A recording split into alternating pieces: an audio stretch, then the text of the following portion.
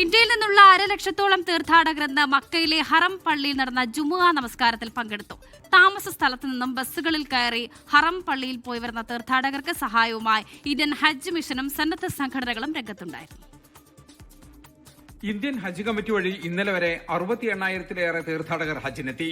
ഇതിൽ 16,000-ഓളം തീർത്ഥാടകർ മദീനയിലും 52,000-ഓളം തീർത്ഥാടകർ മക്കയിലുമാണ് ഇപ്പോഴുള്ളത്. മക്കയിലുള്ള തീർത്ഥാടകരിൽ ഭൂരിഭാഗവും ഹറം പള്ളിയിൽ ഇന്ന് നടന്ന ജുമുഅ നമസ്കാരത്തിൽ പങ്കെടുത്തു. അസീസിയയിലും മറ്റും താമസിക്കുന്ന തീർത്ഥാടകർക്ക് ഹറം പള്ളിയിൽ പോയി വരാൻ ഷട്ടിൽ സർവീസ് ഏർപ്പെടുത്തിയിട്ടുണ്ട്. മസ്കുത്ത പാർക്കിംഗ് ഏരിയയിൽ ഇറങ്ങി ഹറം പള്ളിയിലേക്കുള്ള ബസ്സിൽ മാറി കയറണം. തീർത്ഥാടകരെ കൃത്യമായി ബസ് കയറ്റാനും മറ്റു സഹായങ്ങൾക്കുമായി കോൺസൽ ജനറൽ ഫഹദ് അഹമ്മദ് ഖാൻ സൂരിയുടെ നേതൃത്വത്തിൽ ഇന്ത്യൻ ഹജ്ജ് മിഷൻ പ്രതിനിധികളും സാമൂഹിക സംഘടനാ പ്രവർത്തകരുമുണ്ടായിരുന്നു.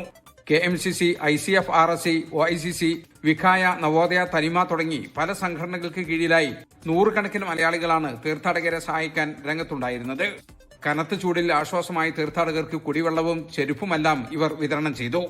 ആദ്യമായി ഹജ്ജിനെത്തുന്നവർക്കും പ്രായം ചെന്നവർക്കുമെല്ലാം ഇവരുടെ സേവനം ഏറെ ആശ്വാസം നൽകി. 24 ജിദ്ദ.